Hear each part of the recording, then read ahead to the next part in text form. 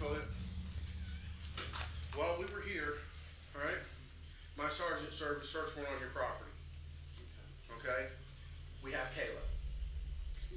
We have Kayla in your property. She was locked in a container. Okay? She has told us that you shot and killed Charlie. Hey, Okay? yo, So at what this the? time, I'm going to need you to stand up and put your hands behind your back. He's already here. Okay. You're under arrest right now for kidnapping. What's up, Ewu crew? It's the Raven, here to share another shocking, interesting, or just strange, but very true story with you. This is Todd Kohlhepp.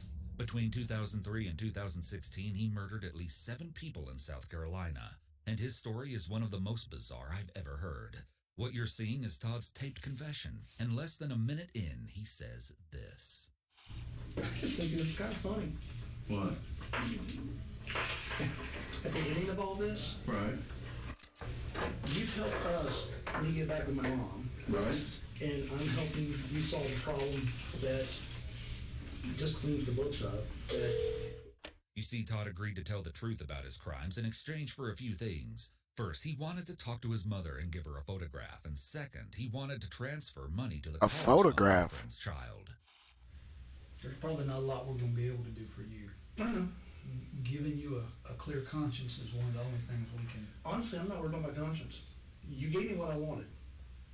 What I wanted was to have the opportunity to take care of my mom, whether my girlfriend accepts it or not, to at least attempt to take care of her and her kid. Do you still want me to reach out and talk? I have not yet, but do you still want me to reach out and talk to her to see if she wants to come see you or talk to you? If she would, please. Okay, I will. The biggest thing is, please let her know that whether I screwed up, I can't fix it. Mm-hmm. You'll notice he seems pretty friendly and gregarious on the outside, and the more I What the learned fuck? about this case, the more I realized that's kind of his whole persona. You see, Yeah, if there he's was one word hella that I could normal. use to describe Todd, it's cocky. He likes getting his way and receiving praise for his actions. In fact, many people theorize that the only victim who managed to escape Todd with her life realized this very personality trait and used it to stay alive until help could arrive. Her name is Kayla Brown. Fucking ads, bro. You're a man. God. Most name brand bars and body washes you rub on your... Alright. On August 31st, 2016, 30-year-old Kayla and her 32-year-old boyfriend Charles David Carver went missing. They just decided to move in together after a few months of dating, and in order to start building their new life together, the pair was looking to pick up some extra work on the side. OnlyFans. Oh, I know the perfect job. There's this guy, a real estate broker who I met through one of my exes a few years back. I'm sure he'll have something for me. And he did. Todd was a very successful man in the area after all, and he put Kayla to work cleaning houses for his listings. She was stoked to have the additional income, and the deal only got sweeter when Todd said he had a job that both she and Charles could take on together. This time, it was clearing brush at his own 95-acre property, which was only about 8 miles away from his actual residence. When Kayla and Charles arrived, Todd simply instructed them to wait outside while he went into a garage on the grounds to get something.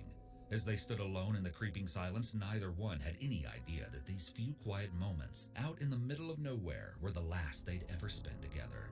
Jesus. Over the next few days, the couple's loved ones started to grow concerned. Kayla's friend knew something was off when all her calls and texts went unanswered. But even when she visited Kayla's home and left notes on her car, there was no response. Charles was very close with his mother, and they talked every day. So when she stopped hearing from him after August 31st, she quickly reported him missing.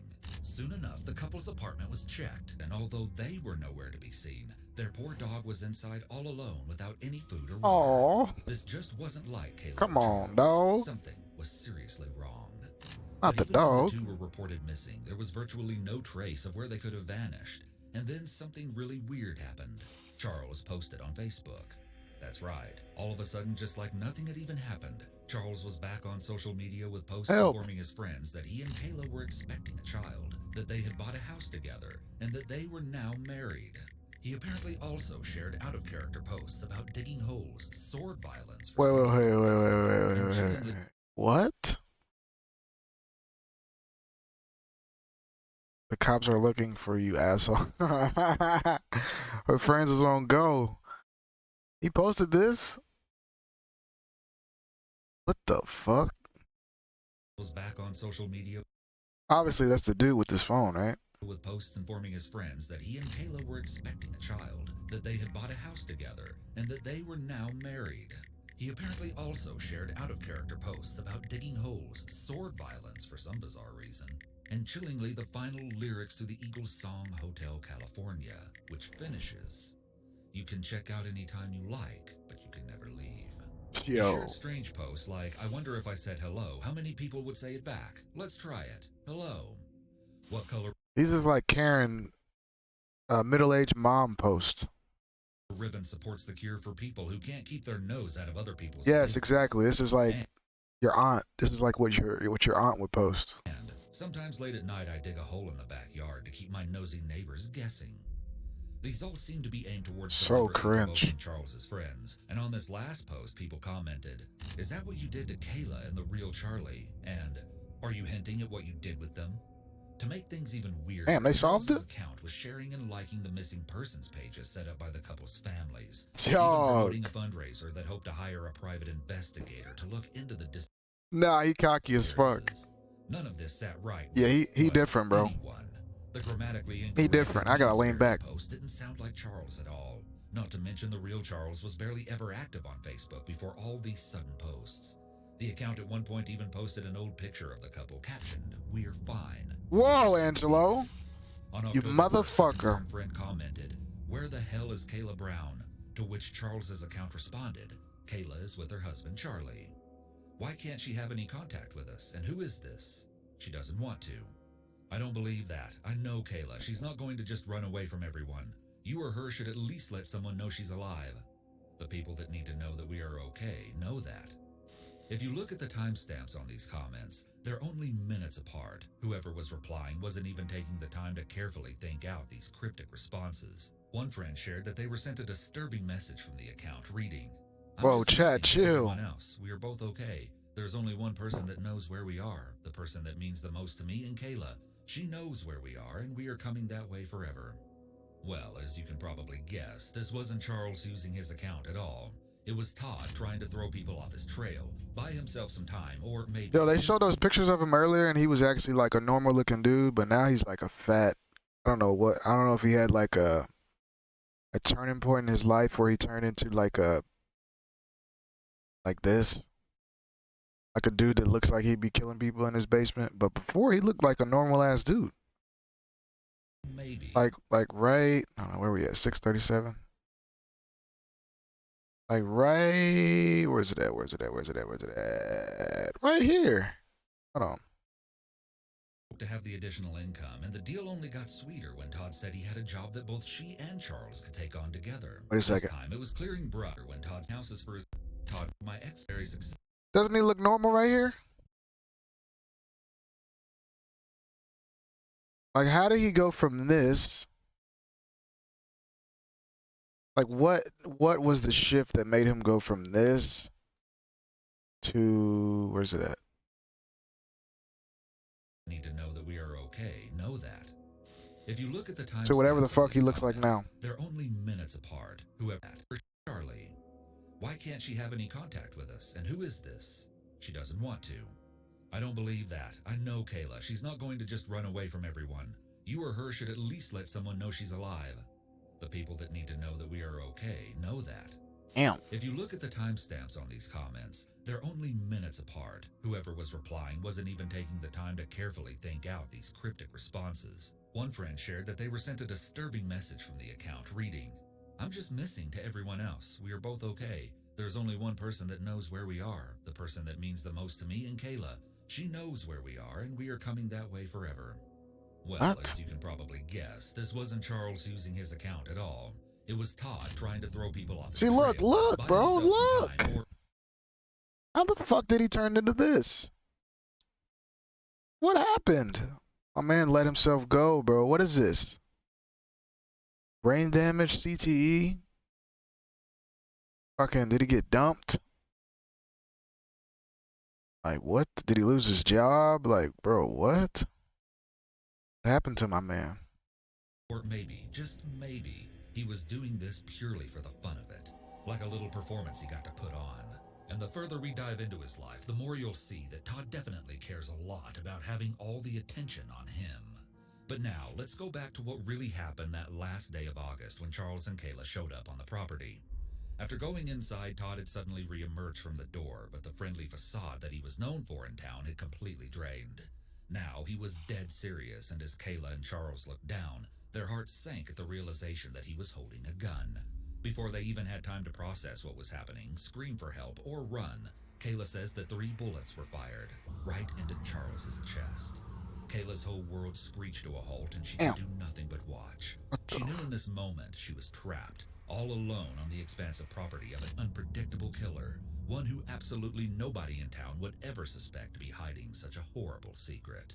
She was utterly silent and still from shock as Todd grabbed her, placed her in handcuffs, and then led her inside of a dark metal shipping container. This would become her prison.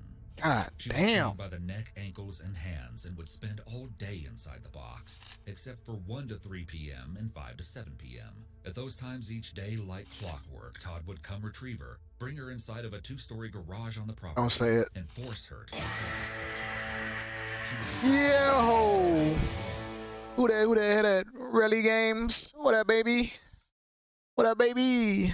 Thank you for the follow. Thank you for the follow, baby. Hydrate. Oh shit! I gotta get some water. Hold on, I'll get some water. like clockwork, 1 second, Todd 1 would come second. retrieve PM and 5 to 7 Let me go full screen on At it. those times each day, like clockwork, Todd would come retrieve her, bring her inside of a 2-story garage on the property, and force her to perform sexual acts. I knew it. She would be fed, allowed to use the bathroom once, and given a small container of water to clean herself. She looked for any opportunities to escape, but they never came. For Kayla, time was running out.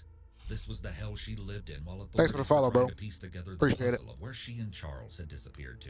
All the while, Todd's posts on his own Facebook account. Don't forget to drink water, dude. It's very important for the. Hey, you're right. Hold on. Let me keep the video going. Rewind it a little bit. Watch this. By the neck, ankles, and hands, and would spend all day inside the box, except for 1 to 3 p.m. and 5 to 7 p.m. At those times each day, like clockwork, Todd would come retrieve her, bring her inside of a 2-story garage on the property, and force her to perform sexual acts. She would be fed, allowed to use the bathroom once, and given a small container of water to clean herself. She looked for any opportunities to escape, but they never came. For Kayla, time was running out. This was the hell she lived in while authorities were trying to piece together the puzzle of where she and Charles had disappeared to.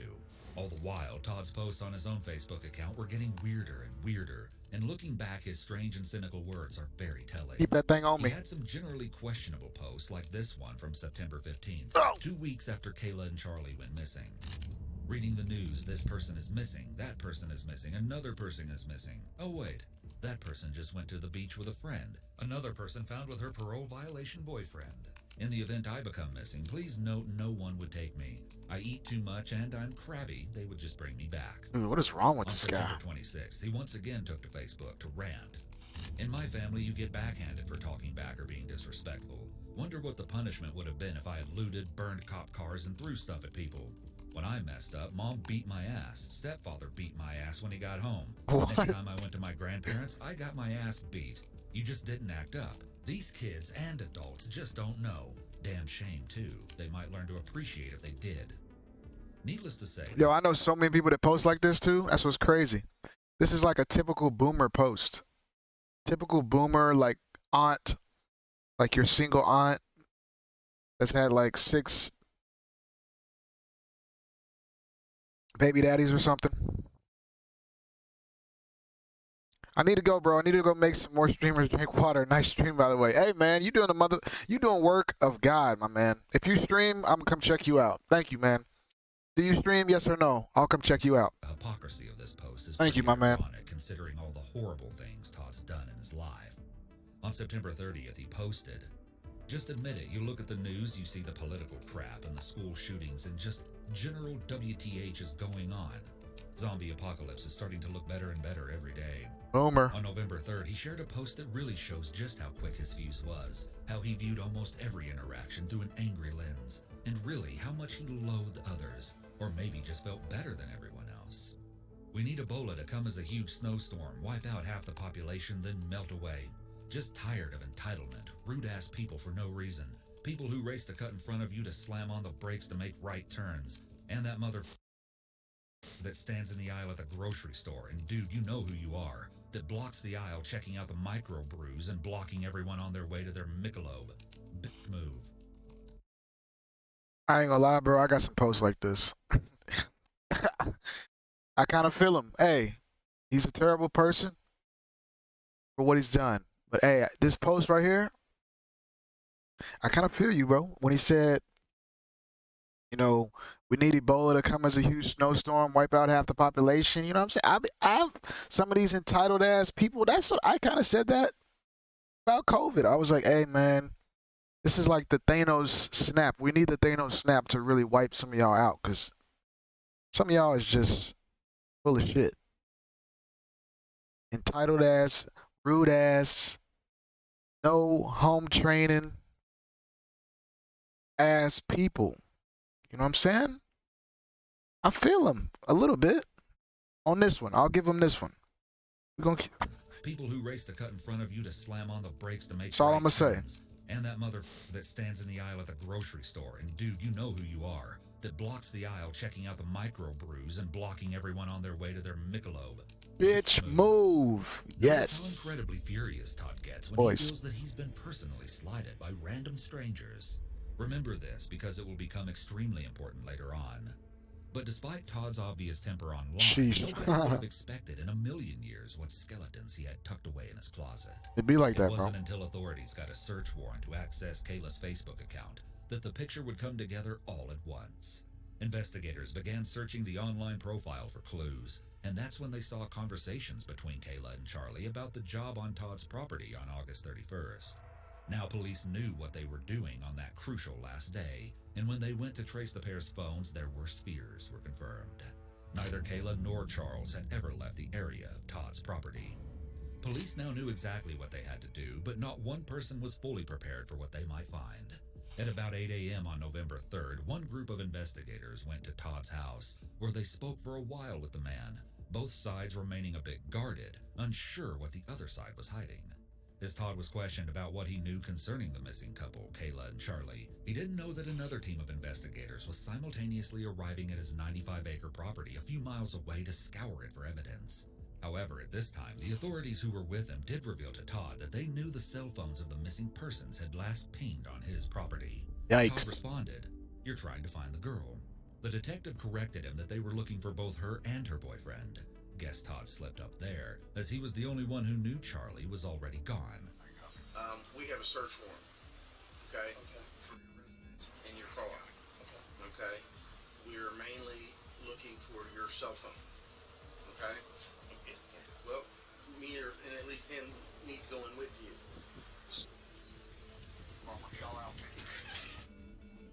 Meanwhile, not long after arriving on Todd's expansive I'm gonna go full screen. land, I'm gonna go the full other screen. team of deputies drove down its long gravel road and came upon the two-story garage.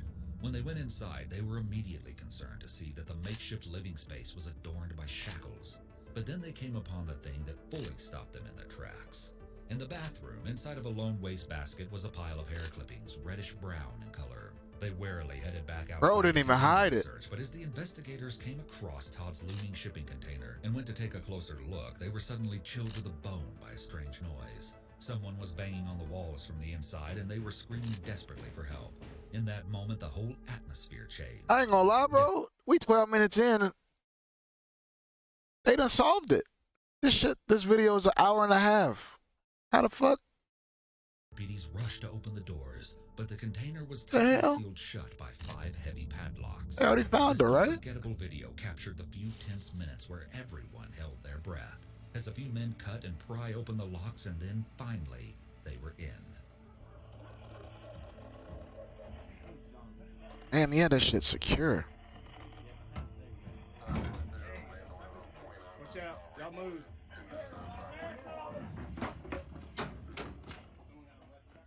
The dark box was littered with supplies and crime novels, and in the very back, chained to the wall by her neck, sat a despondent Kayla.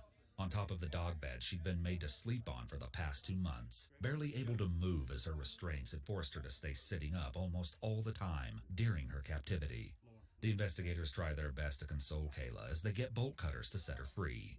just a girl. How are you, honey? This is bolt cutters. This is our investigator. He's a paramedic, sweetheart. Oh yeah. Okay, we're gonna get you out of there. Okay. Just hang loose for me. Anybody got? I need a handcuff key. Handcuff key. I got it right here. Hold up, y'all slide back. Hold on. He's got a light. We gotta let you take photos. Yeah. Let me see your light, Brandon. You can put your hand down, sweetheart. You're okay. We're here. Okay. But despite the extended trauma Kayla had just endured, her immediate response to being rescued was clear, coherent, and calmer than anyone could have expected. Her strength in this footage is beyond admirable. Do you know where your buddy is? Charlie? Yes. He shot him. He shot him? Who did? Todd Kohlhepp shot Charlie Carver 3 times in the chest, wrapped him in a blue tarp, put him in the bucket of the tractor, locked me down here, and I never seen him again. Okay. He says he's dead and buried. He says there's several bodies dead and buried out here, and he says that the dogs will be ruined if they go looking because there's red pepper. We're gonna step you up, sweet. Because there's what? Oh, what the hell? This motherfucker is the worst criminal I've ever. He told her everything. Got caught.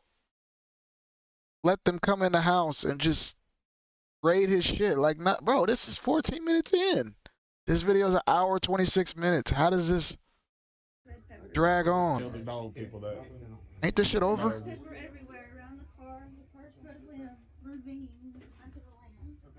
She on his Investigators ass. at Todd's house were alerted of the shocking discovery, and they quickly confronted Kohlhepp, letting him know the jig was up. They had Kayla, and there was no weaseling his way out of it now. Ozo. Where we're at, Mr. Kohlhepp. While we were here, all right, my sergeant served a search warrant on your property. Okay? We have Kayla. We have Kayla Dumbass. in your property. She was locked in a container. Okay? She has told us that you shot and killed Charlie. Okay? So at this time, I'm going to need you to stand up and put your hands behind your back. He's already handcuffed. Okay. You're under arrest right now for kidnapping. All right. They're continue to search your property. They're going to continue. They got cadaver dogs down there. Okay. If you want to help yourself, tell me where Charlie's at, so we can go find his body. That's pretty much where we're at right now. Okay. Do you want to help yourself and tell me where the body's at so we can go recover Charlie's body? No, sir. You don't want to. No, sir. Why'd you shoot him? I didn't shoot anybody, sir. Okay, why'd you lock her in a container in your property? I don't know what you're talking about. She's on your property right now, locked in a container. They just got her out of they called it a specific name. Connex box. She was locked in a container in a Connex box. They got her. We have investigators. We have like 20 investigators on your property right now. Okay. And they have found her in the Connex box. So she never left your property. Okay, you locked her in the Connex box, and she has told investigators that you shot and killed Charlie. Okay, so I'm trying to give you an opportunity to help yourself and help us, help you find this body. Boy's Because finished. she's saying Charlie's body, you buried Charlie's body on that property. No, sir. So you're saying you didn't lock her up, you didn't put her in a Connex box or anything? No, sir. I'm gonna need an attorney. A little late for that, Brody. Go ahead and put him in the back of your car. Sir. Watching this clip, Todd seems almost frozen by disbelief, like he never thought he'd actually get caught. Authorities soon discovered Charlie's car also on the property, which Todd had spray painted and covered in debris in order to conceal it. Damn. It's kind of weird to me that Todd seems to consider himself a criminal mastermind and thought out all these ways to keep his dirty deeds secret, but he It's didn't horrible. even seem to consider the possibility that authorities could ping the victims' phones and find him that way. Yeah, One he- sergeant would he's later dumb say as that fuck. He feels Todd wanted to get caught so he could have an audience and tell people about his awful crimes. I might have to agree. As she rode in the ambulance, Kayla would reveal more heartbreaking details of her time trapped with Todd. One of the things I found most disgusting was the harrowing way she described the sexual assaults. Most of the time, do whatever I don't mean you wanted sexually again. And I refused to do anything that he wanted. If I said no, he didn't force himself on me. He said he didn't believe it, but he made it very well known why I was there. And if I wasn't useful, then I wouldn't need to be kept any longer, and that he would shoot me This is seriously one of the most evil things I could ever imagine. Not only did he do unspeakable things to her without her consent, but it seems like he somehow managed to convince himself that this was not assault, probably in order to feel less guilty and pathetic, and in turn make Kayla feel even more worthless. Narcissist. Top tier narcissist right here. Unbelievable. The OG Icy School of Psychology has diagnosed this man as a top tier narcissist. And it just goes to show, once again, the mental gymnastics and what happened to him, bro? Todd would do to believe that his victim genuinely wants to be intimate with him, even though he's literally putting Kayla's life on the line if she doesn't comply. He apparently also told her that Stockholm Syndrome would kick in and she'd be happy with him, and that he planned to build a soundproof room for her to live in long term. Kayla also revealed that Todd liked to brag that he was a soundproof room. How romantic. Hey, bro, if you was going to pick a girl, couldn't he have picked a... You know what? I'm not even going to say it. Serial killer and a mass murderer, and that his dream was to get his body count in the 3 digits since it was supposedly only in the high 2 digits so far. Just listen to these bizarre claims that Todd allegedly boasted about to Kayla. He said if I was a good girl, he'd teach me how to kill and I'm good to be his partner.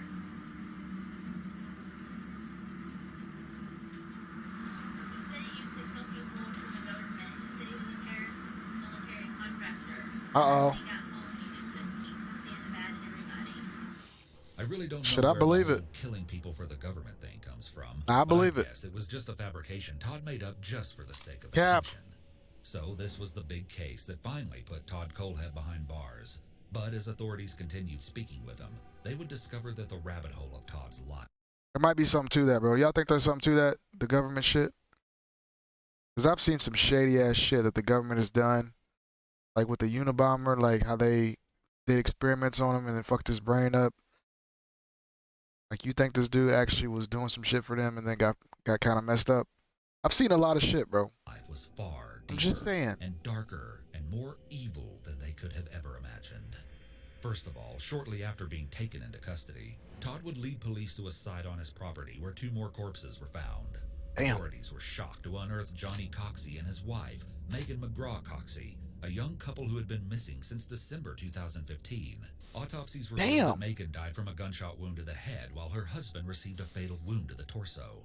To make matters even worse, while it was determined that Johnny had been killed immediately, Megan had been kept alive for 6 days before Todd brutally murdered her on Christmas.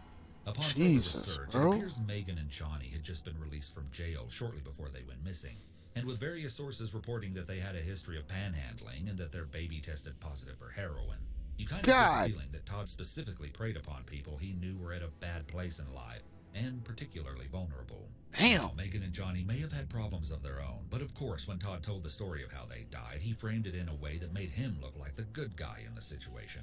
Well, sort of. Todd gave investigators this play-by-play in his confession. You picked them up at Blackstock, and you know what?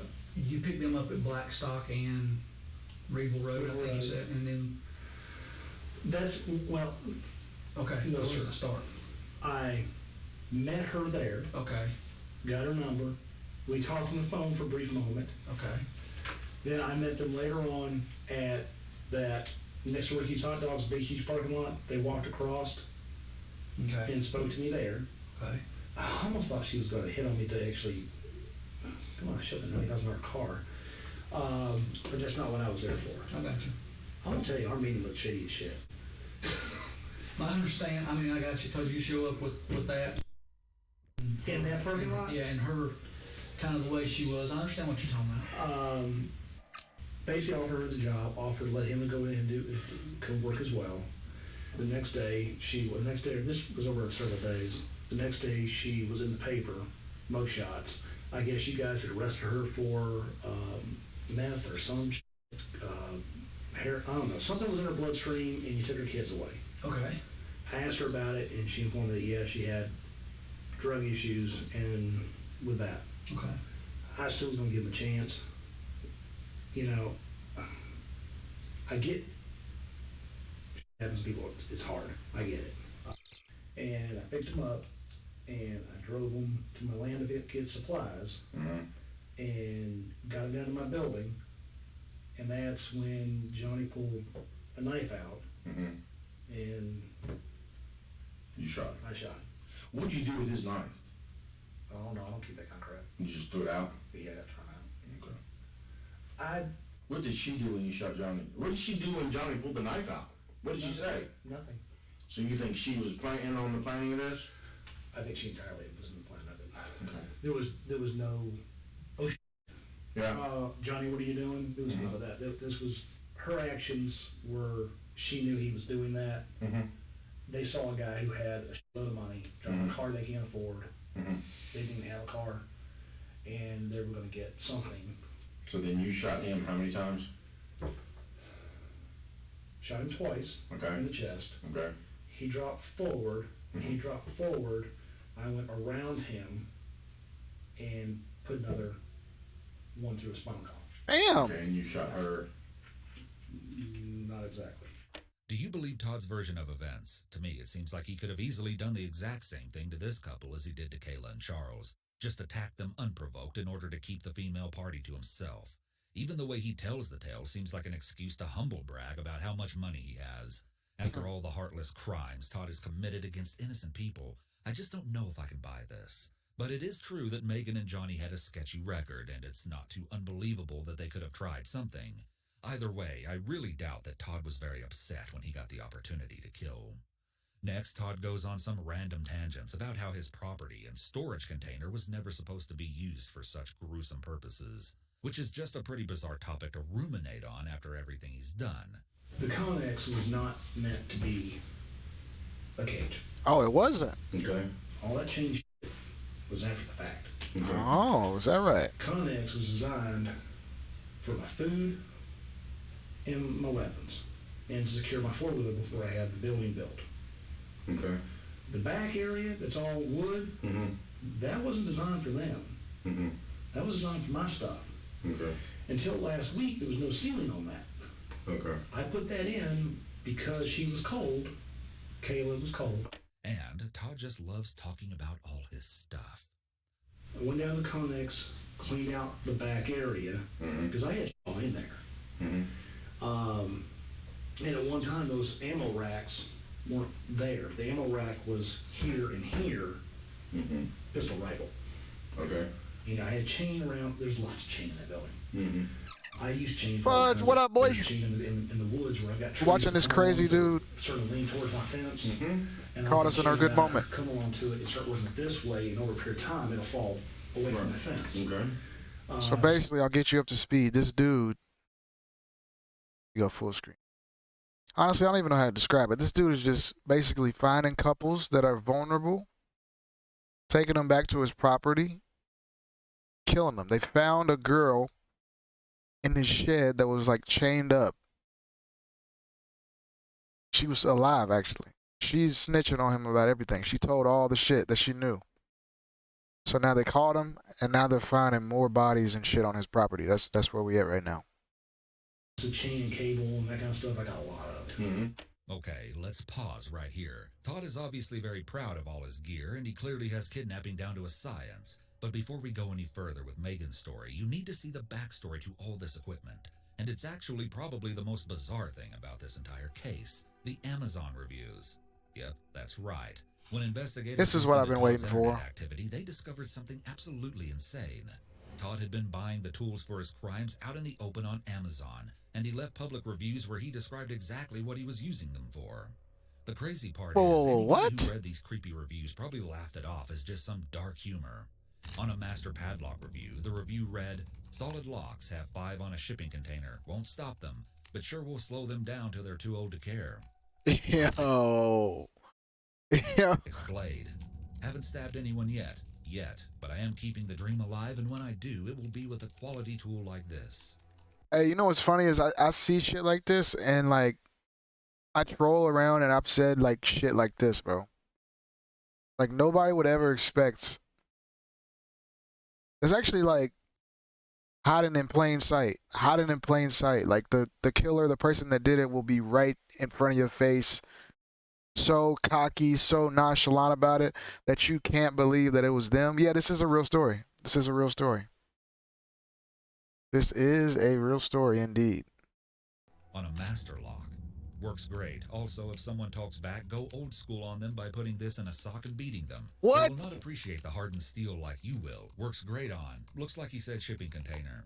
Keep in car for when you have to hide the bodies and you left the full-size shovel at home.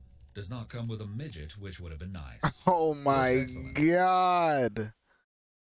What? Full-size shovel at home. Does not come with a midget, which would have been nice. Works excellent. Getting the neighbor to stand still while you chase him with it is hard enough without having an easy-to-use chainsaw. Yeah, he's kind of funny, I'm not gonna lie. It's blacker than my soul and priced right. There was even a review that read, "Now my locks have locks. Place is Hotel California now." Guess Todd was a big fan of that song. What would you have thought if you saw these on Amazon? Would you have been concerned or just brushed it off? Would have laughed. Either way, all of Todd's reviews just further demonstrate how smart and funny he fancies himself as, and how much he wanted to brag about his crimes, even if he had to do it in this roundabout way. But moving forward with Todd's 2015 crime, this next clip is very disturbing and disgusting. As Todd describes how he decided what to do with Megan, it really feels like he views his victims as nothing more than objects which he can dispose of whenever it gets inconvenient for him. I didn't know what to do with her, man. One side, I really wanted to drop her. The next side, I really... It's not sound fucked up. I kind of wanted to save her ass. Let me back up real quick before we go that far. Because we were talking about Johnny. Okay. The girl that was with Johnny, did you shoot her? Not at that time. Okay, what happened with her? She panicked, and then I told her to sit down. She sat down. Mm-hmm. Went ahead and cuffed her. Mm-hmm. Patted her down. Mm-hmm. Told her I wasn't going to hurt her. Mm-hmm. She calmed down, and I actually took her to the Connex. No, that's not true. I had her lay there for a while. I didn't know what the hell to do with her. I didn't want her in my Connex because I had stuff in there. I didn't know what the hell to do with it. Putting her in with my guns is not a good idea. I understand that. I actually had to go. For the first time I ever had a little bit of a panic of what the hell do I do with her. Put her here, put her there, drop her. What the hell Maybe let her go? I got legal guns. Fuck. I told her I wasn't going to touch her, wasn't going to anything to her. Just calm the hell down and let me sort this shit out.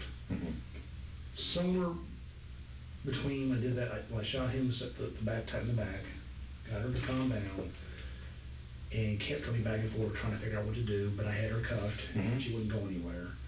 Eventually, I went and, I want to say I left her on that floor for a while. I left her on that floor cuffed. Bro, get to it. I didn't know what to do with her. I didn't want her in the building. Okay. Got the tractor, got it out of there, picked the body up, and was trying to figure out what the hell to do with it. This is Johnny's body. Yeah. Bro, he said, what the hell to do with it? That line like 5 times in the last minute. Okay. Like I said, I was having a little meltdown. I already said that. Listen to how much more concerned he is about losing his sanctuary than he is about murdering people. The land was supposed to be my sanctuary. Yeah, not my killing field. Right. I understand. Not meant to be my killing field.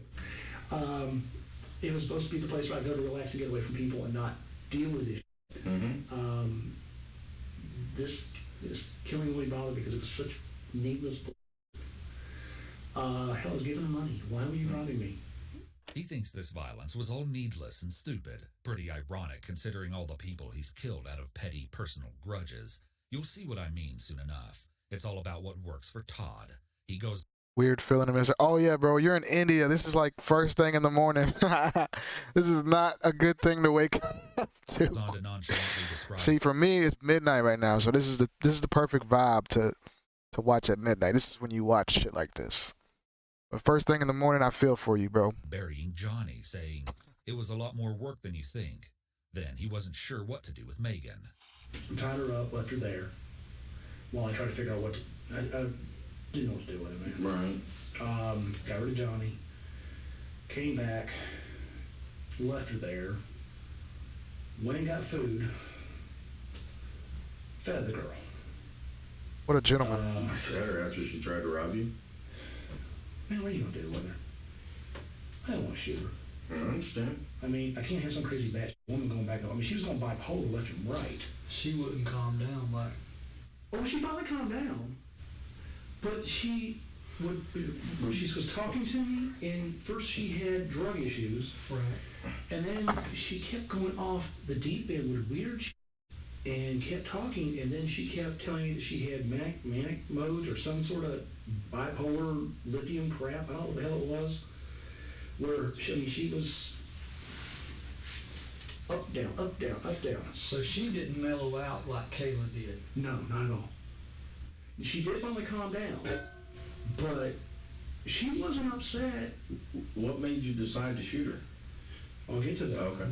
It's clear from the way Todd tells this story, almost with a sort of glee, that he has no remorse. Even here, when the investigator tries to get him to cut to the chase and tell them why he shot Megan, he just said, "I'll get to that," like this is some juicy drama he's been dying to share.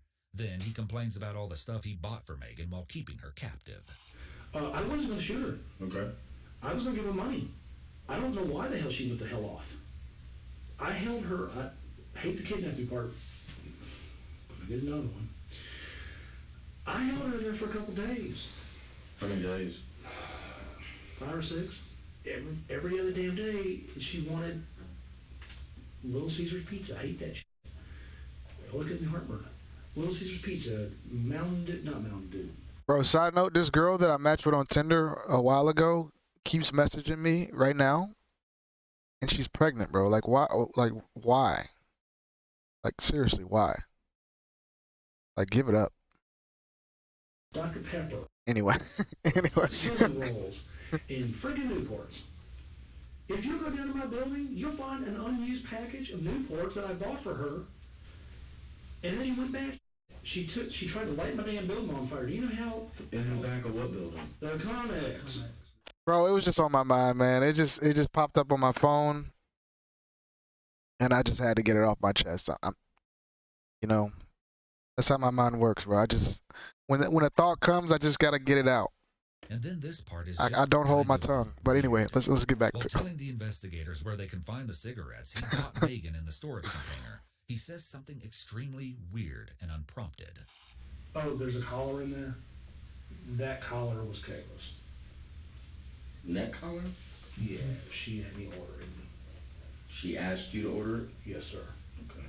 What? We'll get to that in a minute. Didn't use it, because after it came in the mail, I would tell you, Okay. that's sticky for me. It's a stainless steel collar with, like, hooks for putting, like, locks on. I mean, dude, it's like having I don't treat my dogs that way. Okay, so let me explain the backstory. Bro, for what? This because dude's trying to be like, he's trying to be like funny about it. He's trying to be like so conversational and make it like relatable to these dudes. And they're like, yo, what the fuck is wrong with you? It's really strange. And I was very confused at first, too. Todd actually claimed that Kayla had been writing letters to him while she was in captivity, asking for intercourse, with Todd himself even telling a reporter, "I'm not saying she's not a victim. She's not the victim she portrays." He's it sick, turned into bro. 50 Shades of Grey with bodies. What? So I guess that's where this supposed collar comes in. Because you made this comment to me, sorry to interrupt, but you made this comment to me, and I believe you. You didn't do it. No, sir. And I believe you. And I talked to the solicitor about that. And I told him what you told me. I said, he's made the comment to me, solicitor, he'll plead to everything. But he's not pleading to because he didn't do it. I said, Hey, what he said? Told me that he could This do ain't everything P. he's done. This ain't Willing P. to take the responsibility for it. Not at all. Will not take responsibility. It's the kidnapping. I said, but he will not take responsibility for it because he did not. Not P. Yep, there you go, Fudge. They had sex. It was consensual. She had the choice, and she actually initiated it at times. And he said, okay. I said, so we're going to need to re-interview her.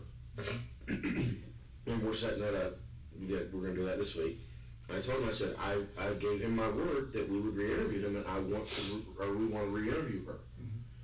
Because I think it needs to be done. She had me get her vibrator, the TV, the DVD player, the MP3 player, the coloring books. I said, coloring books? Adult coloring books. Adult coloring books. Dude, I didn't question. I just. Adult coloring books. It got her to shut up. It got her to roll over. That led me to something else. You said the satanic book? Yeah, what the hell, man? I've never. Let me ask you this: the mattress is up against the wall, and we did that. looking to see if there were any weapons in there. There was a bag. Yeah, did you ever spend the night there with her in the bed?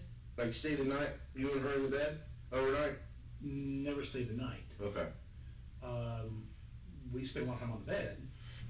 She wanted the comforter thing that was on the floor. Mm-hmm. That was her idea. That was her submissive kitty bed, her kitten bed. Bro, Man, what? All of a sudden, I put the collar thing on her. And Yeah, they found that. They were like, what? They thought it was for a dog, you know. Well, now the cage that was up there was in pieces. Mm-hmm. That I built, and it was originally meant for my dogs. Yeah, no, I'm talking about the collar, the metal collar thing you told me about. That I ordered off of one of the websites delivered, and I got it because she requested that as opposed to me putting the chain around. Mm-hmm. And I got that and went, I went, that ain't going on no way. But she wanted that, and then the kitty bed, and she wanted this whole thing of explained to me that I had to give her permission to speak to me, give her permission to look at me. Dude, I don't do all that control. You know, I'm like, ask Ashley. Ashley's never had to deal with any of that crap. Yeah, it's just, I don't know, she Bro had a she gets girlfriend? this kind of stuff. I got her, and she wanted, it's a big black book about that deep, like $23 that damn book. And it's the Enchanted Sorcery, it's the how-to guide to be a witch. Dude, I just figured she'd read the damn book and shut up for a while. Kayla has before asked me to beat up people for her or use my resources. What? Which she thinks my resources are go get someone killed. Really? Yeah. With people that she doesn't like. Have you do it, or have you hired somebody to do it? Yes. Both? Yes. Okay. Matter of fact, read my Facebook, it may be on there.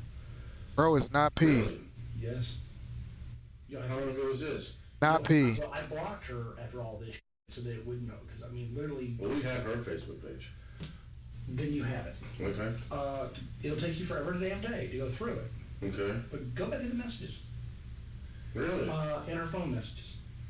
She supposedly had money in her car, and the guy took her money, but that's full. And then she wanted me to either use my resources to either have him killed, or beat up. I believe he was beat up, but she wanted me to use my resources to have him off or go do it. Kayla uses that thing between her legs to get dumbasses to go do stupid. And that's what I'm trying to say, that she's going to use that to get Dustin hurt. So, yeah, Fuck is I'm Dustin? just going to leave it at that out of respect for the victim. But I haven't seen any of those letters or anything to suggest Kayla was there consensually. What I will say is that even if such letters existed, who's to say that Kayla wasn't just appealing to Todd's ego to stay in his good graces and save her own life? After all, she herself has stated, I realized it was easier if he thought things were going his way, so I made him think whatever I had to. Plus, Todd had reportedly warned Kayla that there was a woman who he'd kidnapped before her who hadn't been so lucky to make it out with her life, which brings us back to Megan. Unsurprisingly, Todd said a gross and totally unnecessary sexual remark about Megan, too, during his Oh, confession. God. Told her basically that if she would just chill the hell out. You don't know me. You don't know very much about me. You don't have. And last time I could check from what was online, she had a warrant when they were looking for her ass. I'll give you an envelope for $4,000.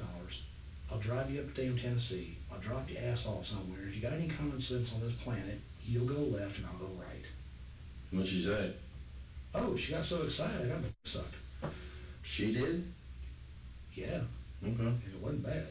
I told her I would give her $4,000 and basically release her in Tennessee. What is wrong with this man? Go. Please, go. Don't come back. It's cringy and horribly sickening at the same time to hear him talk so proudly about these things. It's like he thinks the investigators are his buddies, which just shows how large his ego truly is. He goes on to say that he thought his plan to set Megan free would work since she didn't really know who he was, and because of her sketchy background, she probably wouldn't want to go to law enforcement for help. But somewhere along the line, Todd changed his mind. With Megan, you made her the offer of the $4,000. Keep your mouth shut. I'll take you to Tennessee. Drop you off and leave you. Drop you off and leave you. You go one way, I'll go the other way. Totally. What made that change? What happened? What do you mean what made that change? Well, she ended up dead. Oh, you mean what word proceeded? Yeah. That makes sense. I wanted to get rid of her. The weather went. Mm-hmm. We were having sleet. It was right before Christmas, man. We were having sleet. We were having rain. Mm-hmm. The weather went to shit.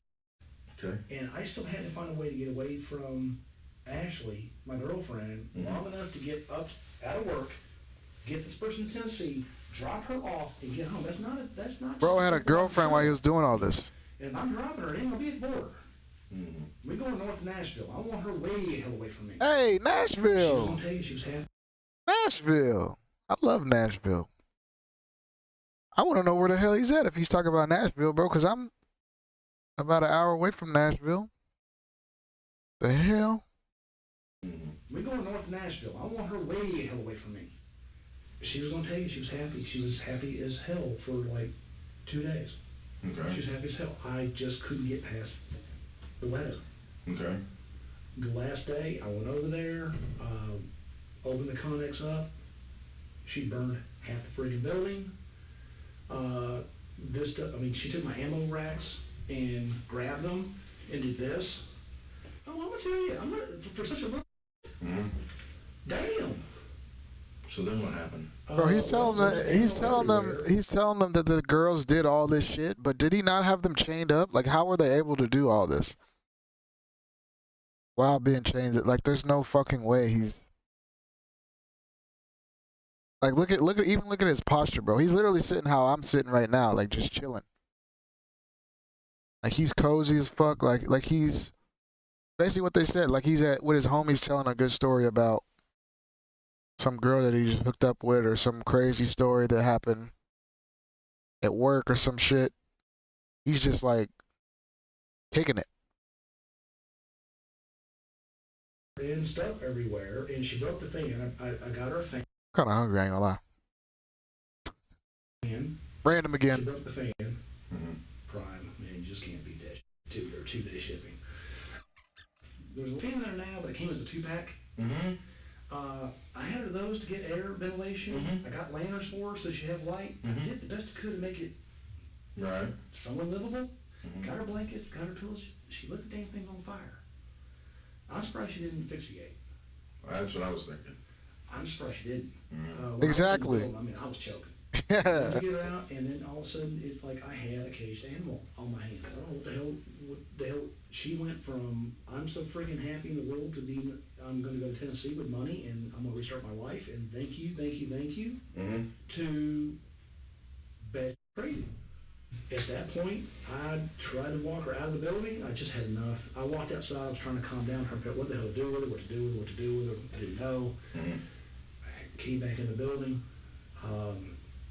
She was going nuts. It wasn't like she was emotional about the situation. This has been days. It wasn't much about that. It was just like serious chemical imbalance.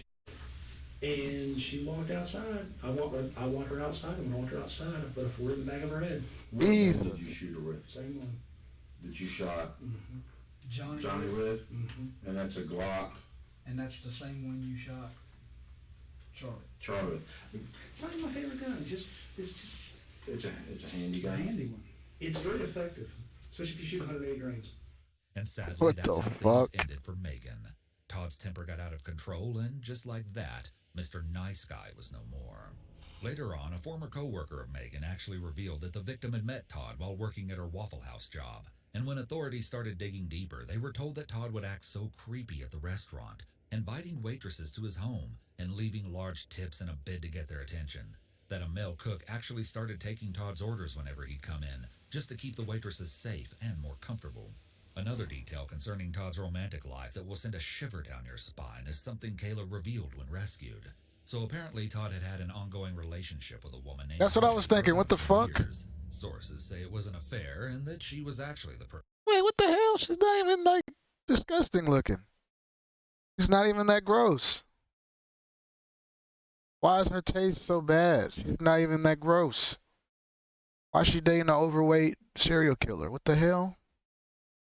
Hold on. Woman named Holly for about 10 years. Sources say it was an affair and that she was actually the person who paid for the storage container Kayla was trapped in. Yo! But Holly never suspected that her lover was hiding a gruesome second life from her, saying only that he gave her a lot of attention and made her feel very important. That's the thing about women, bro. I'm gonna say this. I'm gonna say this. I know we have like no women in chat, so I won't get any backlash. But I'm not trying to be an asshole. But only women would like. Well, I don't think a dude would be able to look past like him being like disgusting and living and like in the middle of nowhere and like having all this weird ass shit in his house. Like if a girl has that, you're just like, fuck that. But a girl will be like, yeah, he's crazy, yeah, this, but he makes me feel special.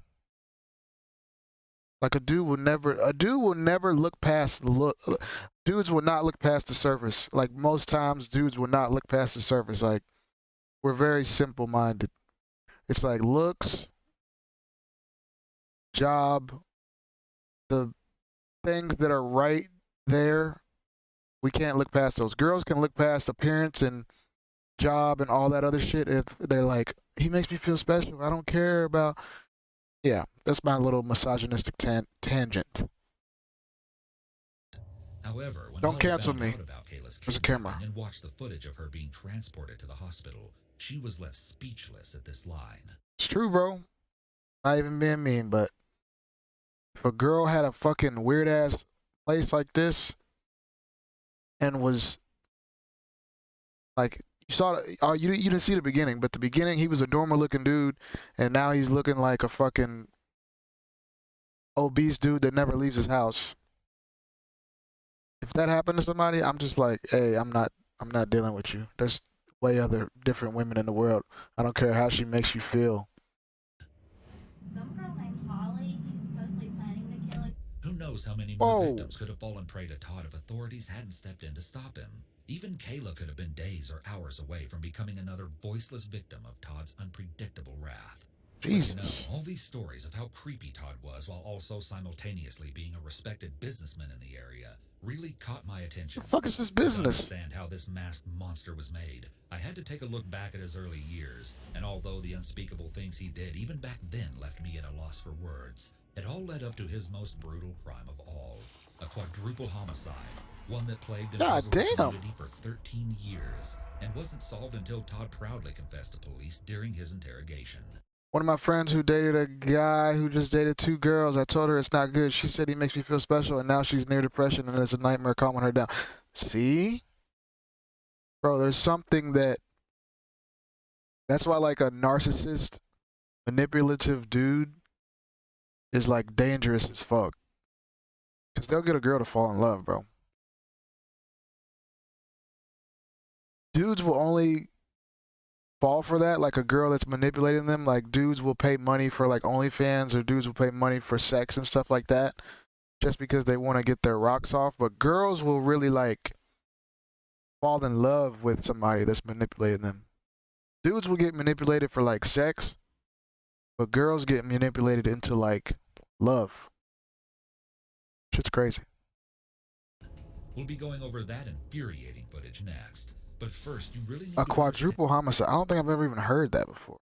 and the absolute disaster that was Todd's childhood. Oh, there it goes. Todd was born in Florida in 1971, but raised in South Carolina and Georgia.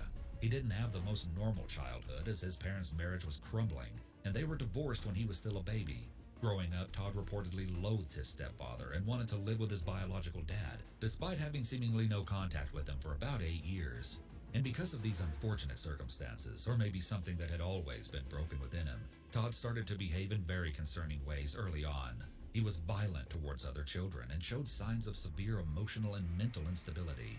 He would destroy. This is what I always say, y'all. It starts with the fucking parents, bro. Like, you can be mad at the person, but it starts with the fucking parents. Facility at the age of 9 due to his sudden explosions of anger. Like, why have kids? Why have kids if you fucking being preoccupied with sexual content at a disturbingly young age? Jesus. If you're a true crime fan, then this won't be surprising to you at all. But Todd was also known to be extremely cruel to animals as a child, often a telltale sign of a psychopath. Not only did he heartlessly shoot a dog with a BB gun, but he also killed a goldfish with Clorox bleach because he wanted a gerbil instead. He even locked another young boy in a dog crate and rolled the cage while laughing until the child was in tears and begging him to stop. Todd's father would later lament that the only emotion his son was capable of was anger. His mother must have been well aware of this as well, because she later described locking him in his room at night The and fuck? placing locks on her own bedroom door, just in case he decided to try anything. She also said he stabbed a little girl on the school bus in the leg with scissors to get back at her. Yo, bro, if this is happening, okay, I'm gonna let me go full screen and look in the camera. If this is happening to at a young age, we gotta treat them like animals, y'all. Put this motherfucker down. Take him to the pound and put him down. I'm sorry. This is irreversible. I damn love and miss ya. Thank you, Angelo. Why was this guy allowed to live? Yeah, exactly. Lock him up at a young age. Put him in a fucking straitjacket. This motherfucker should have been in a all-white room with his arms strapped to his sides. They just let this dude live in regular society. It's fucked up. Destroyed a bunch of new furniture. His mother bought him with a hammer and even threatened to kill her. Still in 1983, Todd got his wish of reuniting with his biological father after purportedly threatening to kill himself otherwise. But Damn. this ended up being just another bad influence on Todd, as the man apparently taught the boy how to blow things up.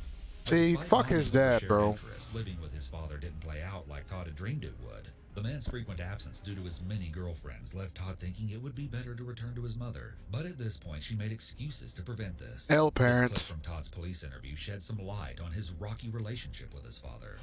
My dad took me to office parks while he would still have to get his hands on, and then want me to help him load truck and deal with his nonsense, and then would tell me that if I got into a fight, if I didn't win, you're not my son, don't come home.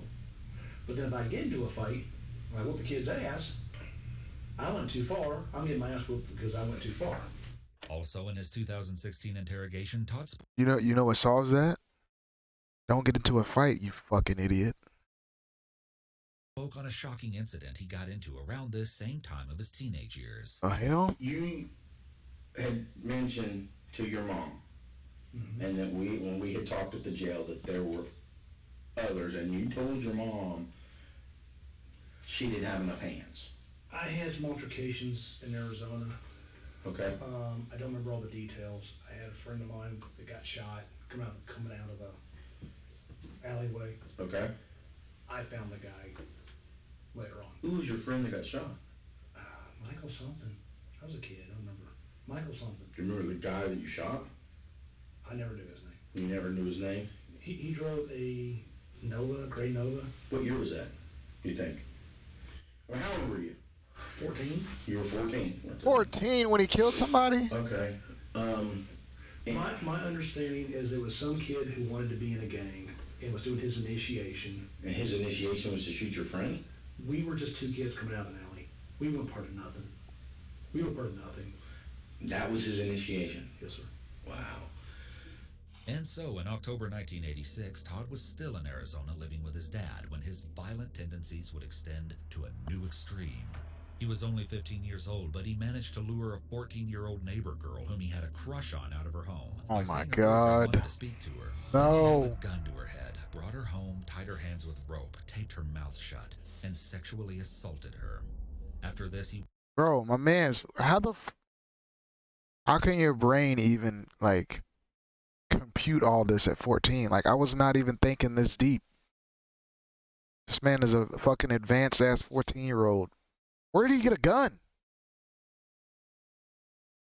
walked her home and threatened her not to tell anyone what had just happened, or else he would kill her little brother and sister. Luckily, somebody ultimately did call the police, and when Todd was apprehended, the first thing he had to say was, "How much time am I going to get for this?" And get this, Todd explained that his motive for the disgusting crime had been because he was mad at his father, who was out of town and wanted to rebel.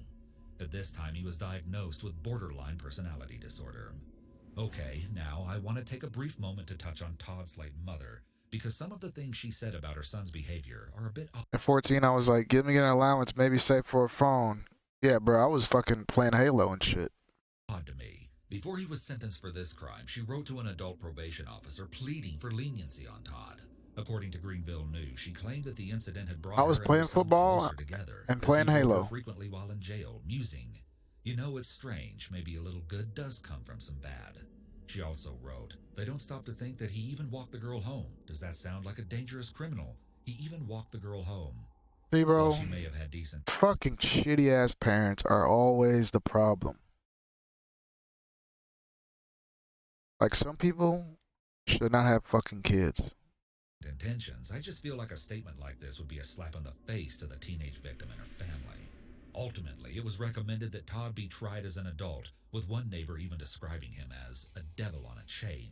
And here's what I find really interesting. When evaluated, Todd was found to show deep emotional disturbance, but not psychosis. This would seem to suggest that Todd was not, in fact, out of touch with reality, which makes his See, look, he was normal looking. Look at him. Or not super normal looking right here. He's in a mugshot, but when did he become like a fat slob? Like what? Like what the hell? detached behavior that much. How did he become a businessman looking like normal, and then he just became a fat slob that was just killing people and locking them away? Or chilling. Full time. Overall, the psychiatrist determined that Todd had an inflated ego and was extremely rebellious towards authority. Yeah. Someone who generally feels like he should be in control. And there's one other key element that might play an underlying role in all of these big ideas Todd holds about himself: his IQ. When tested, Todd was found to have an above-average IQ of 118. Of course. Although, interestingly, his high school teacher reported... Wait, that's not that high. 118? It's not that high for real, is it? Above-average IQ of 118. Although, interestingly, his high school teacher reported poor academic performance.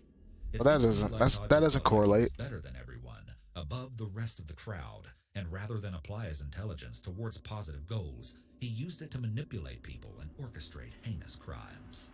In this case, even the juvenile probation officer would end up recommending adult incarceration, as they did not think Todd's deep-seated issues could be solved easily, and Todd agreed to... Angelo, this is like the Junko video, remember? This is the disturbing case of the Amazon review killer. This dude had girls locked in his house. He would kill people. He would lock them away. He would like dig graves for them. And then he would go on Amazon and he would leave reviews describing how he killed people. Like on Amazon, when he put the... Yeah. Hey, bro, I like traumatizing shit, you know? It's interesting. Interesting stuff. Interesting. Plead guilty to kidnapping in exchange for the sexual assault charges. You gotta know what kind of people are out there, you know? To you, you're not alone, as one probation officer went so far as to say this was a travesty of justice. Another official declared that Todd had little to no conscience and presented the greatest risk to the community. It appeared that Todd believed the world owed him something. Very few held hope that he could be rehabilitated. Well, as much as we can wish someone had locked Todd up for longer so he couldn't hurt anyone else, that wasn't the case. Unfortunately, he only received a 15-year sentence, and when he got out at 30 years old, he moved back to South Carolina and was placed on the sex offender registry. Interestingly, while incarcerated, Todd had only been cited for violent behavior in the first few years of his stay, but throughout his 20s, he had no other records of disobedience, almost like Todd had learned how to put on a friendly act in order to get what he wanted. Upon release, Todd hit the ground running, paving a new life for himself. He had earned a bachelor's degree in computer science while in prison, and in 2002 he got a job as a graphic That's my fucking major. What the hell? designer for a sports apparel company. Todd went on to get... I'm glad you're not mad anymore. In the Junko video, you're fucking pissed off because of how they torture her in the goddamn ugly ex. Yeah, that one had me more pissed off because... Yeah, that one seemed more preventable. That one was definitely more preventable. This one is like this dude is actually like maneuvering it in a way that I could understand, but the Junko shit was like, it could have been stopped. It could have been stopped so easily. It's so fucking stupid. Get another degree in business administration marketing, and in 2006 he applied to receive a real estate license. This dude actually has like a backstory. The dudes in that video just did it for no fucking reason. But there was one little problem. Applicants were required to explain any history of criminal convictions in order to obtain the license. However, Todd had a clever plan. There was no background check in place, and so when Todd explained the felony on his record, he twisted things to sound way better for him than the reality. He painted it as a petty argument between his teenage self and his girlfriend, saying they broke up, and then her dog got loose, and then when they were looking for it, the girl's parents got worried and called police. He said the only reason he had a gun was due to concerns over gangs in the Phoenix area, and that the kidnapping charge was due to him telling her not to move while they talked this out. So, yeah, just a complete lie. But a very deliberate one, which fit all the parameters that would reasonably explain his charges without revealing the awful, ugly crime he actually committed. Well, this fabrication worked out for Todd, and after getting his bearings in the real estate scene, he even started his own business called TKA Real Estate, which employed about a dozen agents. His career was booming, and on the surface he seemed like a pretty charismatic, hardworking guy to those around him. But still, his darker side leaked through the cracks at times, and people soon started to take notice. Co-workers were very uncomfortable with how he would casually watch inappropriate adult videos at work for hours, and some women felt uneasy at the sexual innuendos he made to them. He even made a distasteful joke on his firm's website that he motivated workers by not feeding them. Apparently he was horny. I'll kill this damn duty. What the hell? Calm down, bro. Very open about his status as a sex offender, but would claim the charges stemmed from a girl's dad getting mad and overreacting after the teens took a joyride together. Again, very far from the truth.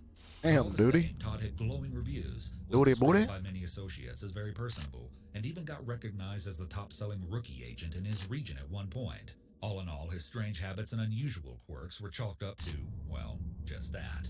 So it wouldn't be until his 2016 confession that authorities would find out a brutal and high-profile quadruple homicide that they'd been struggling to solve since 2003 had been all Todd's doing. Now, what I want you to do is tell me from the very beginning about Superbikes. It was a warm afternoon in November 2003, Spartanburg County, when an unsuspecting customer walked into the store, Superbike Motorsports, only to be faced with a horrifyingly gruesome scene. All the employees staffing the shop had been shot to death. God damn. The customer quickly called the police, who hurried over to inspect the bloodbath. Okay, what's the problem? Apparently everybody's been shot up here. Everybody's laying down in a pool of blood. His mama's been shot, the mechanic's been shot, and the owner. The victims were quickly identified as the shop's owner, his mother, and two young workers. But as much as their devastated loved ones grieved and hoped for justice, the killer behind such an audacious and reckless shooting somehow managed to slip through the cracks. And as years went by and authorities racked their brains for answers, going down a few dead ends in the process, they had no idea that the real monster behind this notorious unsolved crime was hiding right under their noses the whole time. There's no surveillance? As a respected member of the community. And so, in this 2016 interrogation, they're finding out the full extent of what really happened. That's what I'm saying. What the fuck? At the motor shop. And the real motive was probably the last thing they ever expected. So, go ahead. You bought the bike. Bought the bike. Tried to ride it, didn't work either way. Key points. Had it 14 days, and it got stolen from the front of the apartment complex. You said you went back to them? Before it got stolen, I had gone back to them a few days prior to it being stolen and told them that I was having a hard time riding it, and I was not so sure I had made a wise decision. And you went back to them because you were inexperienced, and what else did you say? I thought it was a bad decision. I was trying to see if I could possibly trade it in for a smaller bike or something of that nature. Maybe I didn't know how to ride it. Please understand this has been many, many years. They proceeded to give me more on the rude side about my inability to ride that kind of bike. Because you're a fat ass. No one ever taught me. So, I mean, I know how to operate the clutch. And the possibility they could be by at some time with the trailer, maybe if I didn't make up my mind. They had dropped it off at the apartment. Okay. So they knew exactly where it was stored because the guy brought it over to me. So you said they knew where it was stored? They knew it was stored. Okay. Because they had dropped it off there. Okay. 2-3 days later, it came up missing. They probably stole it back. It was a police report. As far as I know, they never found the bike. Or maybe not. It's pretty obvious that Todd's anger stems from him being miffed at what he saw as the employees looking down on him. And for some reason, that seems to be the one thing Todd just can't tolerate. Watch here as he even gets sidetracked to complain about the police not taking him seriously when he reported the motorcycle theft. You said I made a police report? I did. Actually, the law enforcement officer made fun of me. he informed me that that's a shame it got stolen before I got a chance to write you a ticket. That was the one time I didn't like you guys. Todd says a little while after that incident cooled down, he was once again making visits to the motorcycle shop. Got to Jonesing again for a motorcycle and started going back to the shop. During one of my times over there, sitting on one of the, I believe it was the manager, the owner's friend. The guy was a bit of an asshole. I was looking at the bikes and trying to let the earlier part go, and the manager started making some comments about the last one being stolen, and he said something about mine was on its way to Florida. I have no idea it was in Florida or why he said that. When he said it was obviously, he was not talking about the time when I asked about possibly selling it, it was implied that we took your shit. I let it slide for the time being, got mad about it, kept going out there. Why I kept going to the same bike place, I don't really know. But I'd go out there, sit on the bikes, and listening to these two, the owner and the manager, basically talk trash. It was weird as fuck. Get a I life, find this bro. part so intriguing because even Todd himself admits he doesn't know why he would keep going back to the bike shop if the employees' attitudes bothered him so much. Part of me feels like he just wanted a reason to get more and more agitated, so he'd feel justified in what he was about to do. To the worker, He's basically a male Karen who, like, the highlight of their day is, like, getting mad at somebody.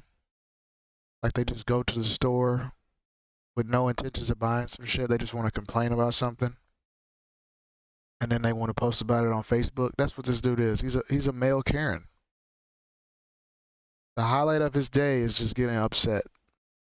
first Todd was just some weird customer who He's a kept fat, coming in and acting strange. fat male but they Karen. never could have predicted the absolutely evil plan that was simmering just below the surface. Bought a Beretta 92 FS. Beretta 92 FS. FS. 9mm. At the time, those only had 10 round mags because they still had the limitation, and the aftermarket Pro Mags were god awful. So how many? So you had a 10 round magazine? Yes, sir. 3 of them. 3 10 round magazines? Mm-hmm. Although I've got quite a few of those Kydex. Mm-hmm. They work very well. Bravo Concealment. Mm-hmm. Highly recommend them. He gives a long-winded explanation about suppressors. A suppressor would shoot on a semi-automatic. Requires a Nielsen device, also known as a RAD, recoil assist, if you have a movable barrel. Okay. Otherwise, you have to use a spacer and lock it. So you're having a problem with the suppressor, you're going to say that. You're understanding it, and you're just going, okay. Yeah. And then declares that he made his own.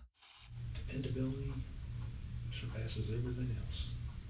Okay. Years later, I actually learned how to make it myself, and actually mine were extremely dependable. Then what happened?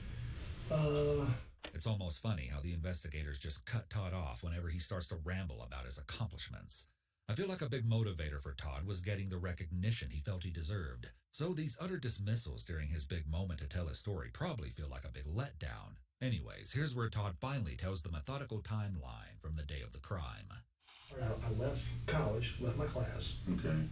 Drove to Bowling Springs, put the shoulder holster on at the CBS parking lot. Not gonna worry, go to school. Got there, not everybody was there. Went and sat on a few bikes, did my usual, and doing my best to make sure that the paying customers were not there. Collateral damage is not cool. Todd really harps on the point that he didn't want to kill paying customers, which seems to be his way of painting himself as a sort of anti-hero. Like he really seems to relish in viewing himself through this lens.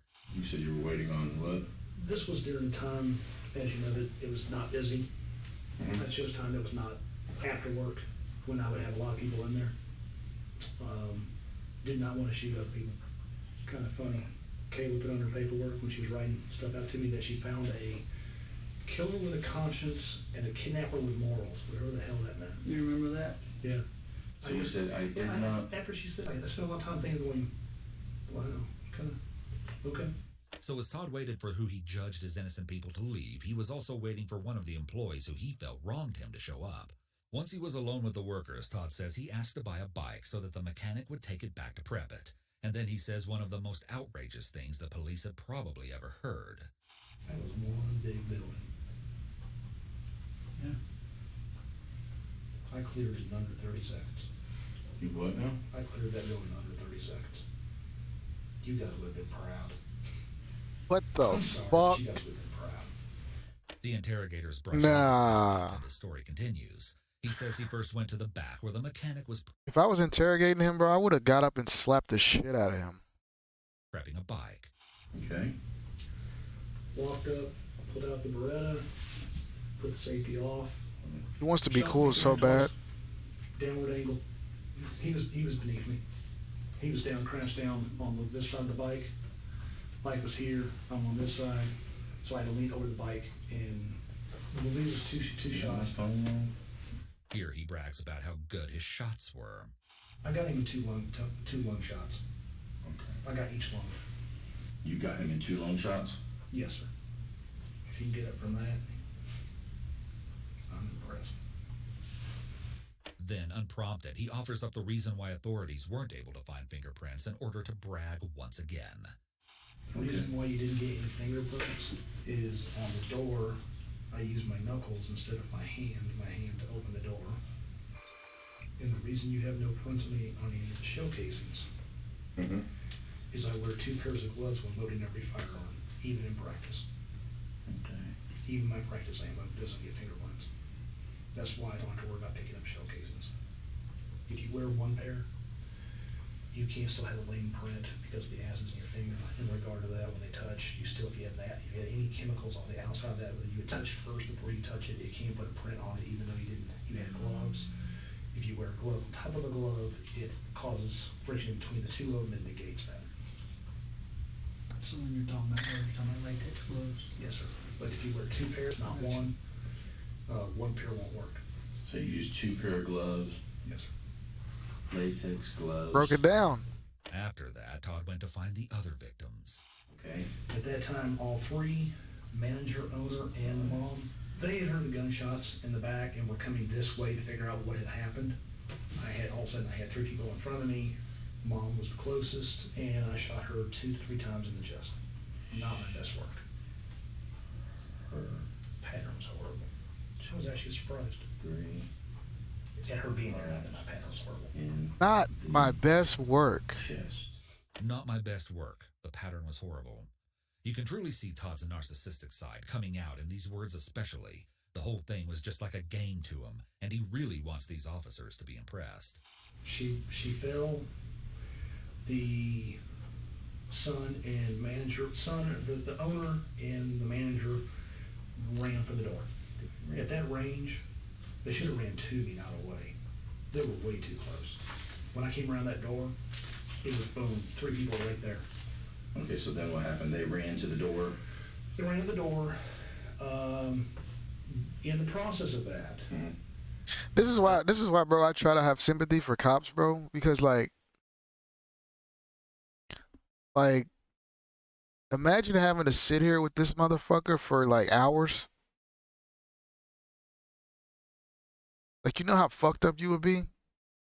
And then you go drive in the streets and you pull somebody over, you know, you're going to be on edge a little bit because you was just talking to this motherfucker for 3 hours about some crazy shit. And your brain is so fucked up that you like mad at fucking humanity, bro. Like, after seeing this fat fuck talk like this, I'd be like, I hope you took the day. Yeah, damn right, bro. I'd take the fucking week off. They should give these motherfuckers paid time off after some shit like this.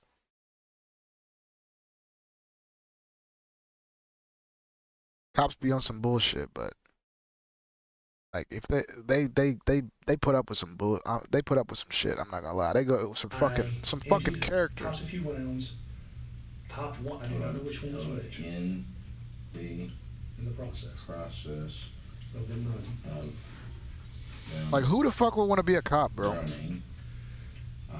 Not me.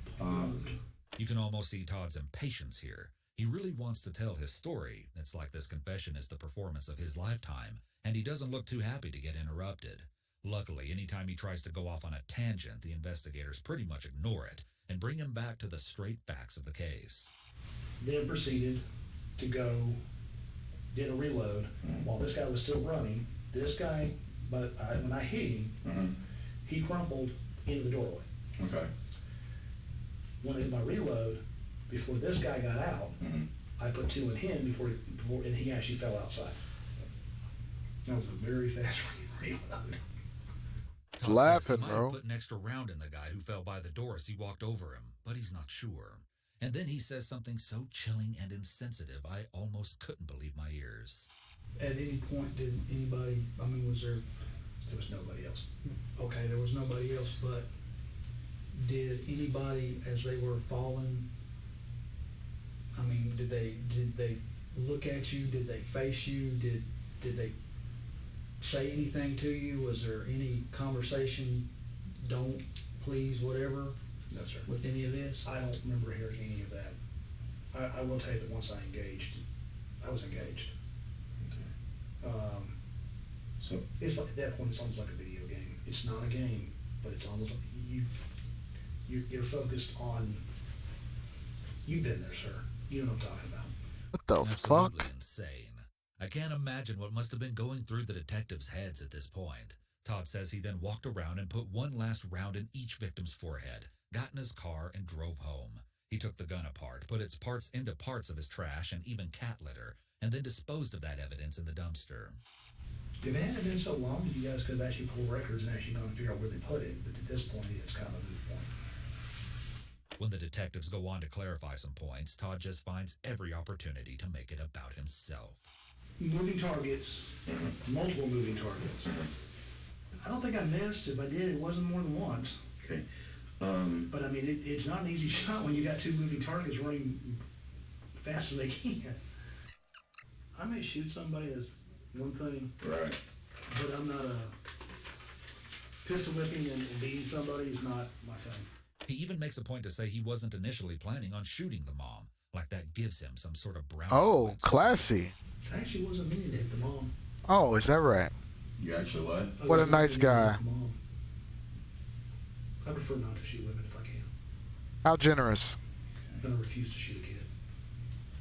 But then, Todd's dark sense of humor comes through every now and then to remind us how he really feels about his actions. I still got the t-shirt. They give you a t-shirt? They did. I kept it. I'm not a trophy guy. You're not a trophy guy. They wanted to give you a trophy? No, sir, that was actually, I gotcha. I don't keep trophies. But at this point, nothing is too shocking coming from the man famous for saying, "My golf game was weak, my kill game is strong."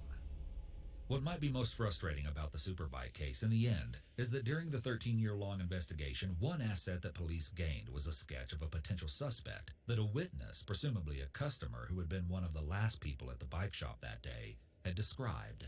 The witness remembered this man filling out paperwork to buy a particular bike.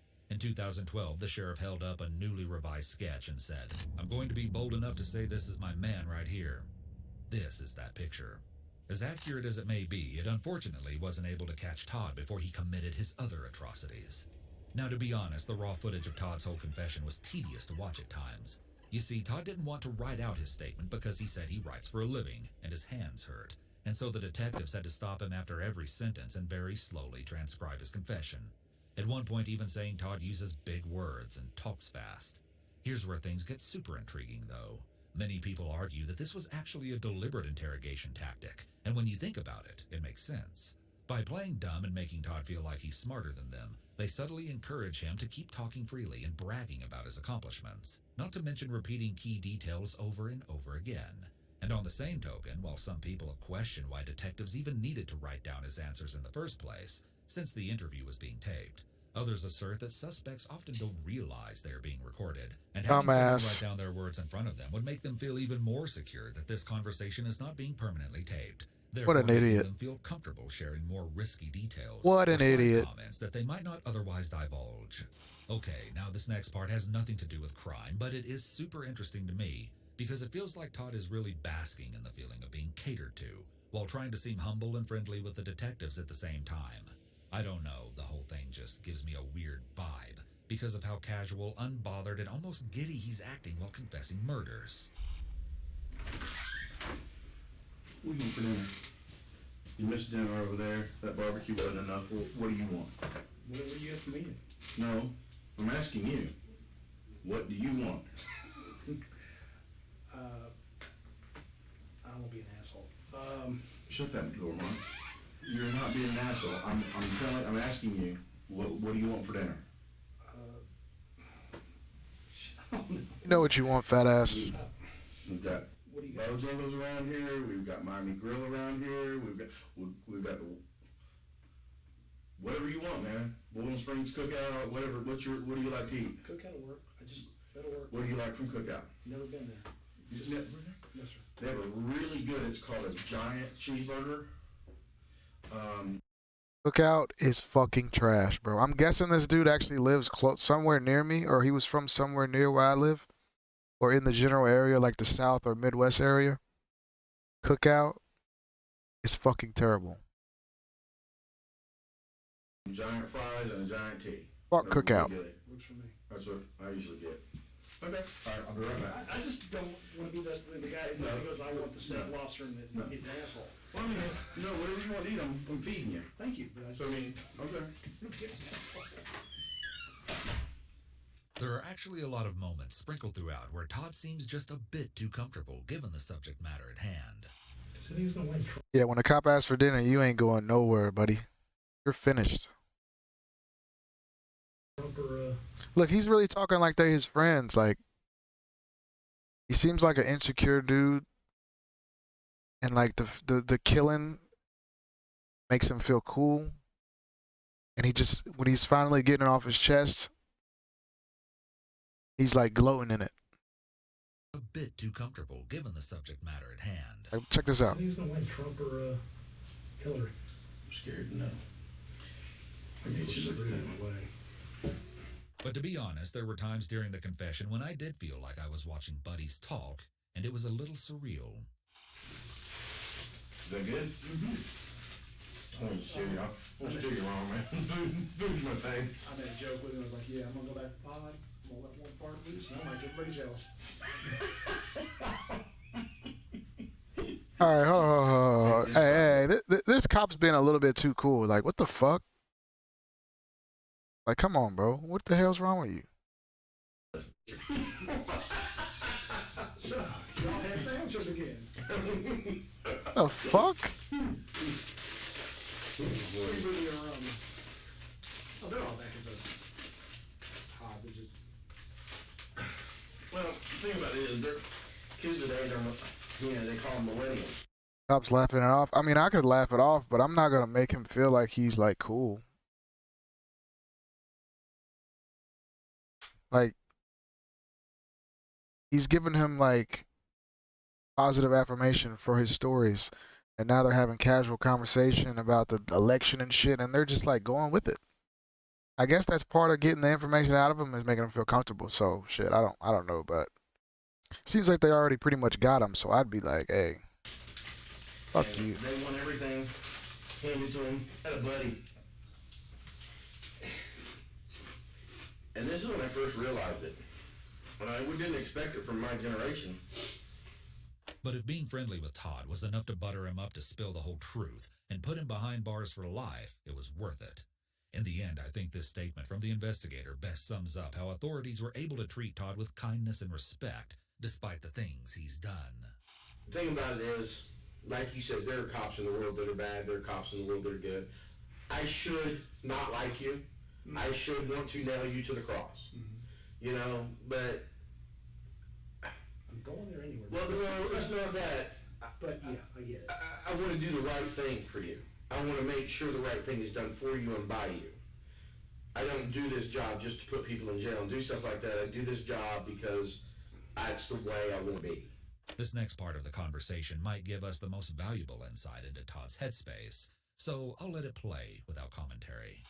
I wonder how this is going to play out. What do you mean?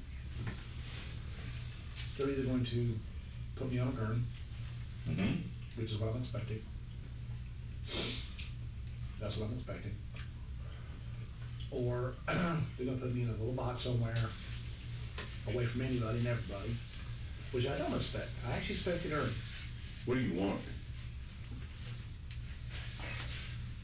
I mean, all joking aside, all kidding, what do you want? Take me out back, shoot me back in the head. I wouldn't. I studied psychology, a little bit into college. You want me to finish, like I said, I'm working on finishing college. The people at Superbikes made you angry. Mm-hmm. I don't know, you tell it, well, people at Superbikes made you angry. And not just angry, but I mean, they belittled you, they humiliated you, they made you angry enough to do what happened. And then you had the situation Fragile ego. last Christmas, and then this most recent situation. The time span.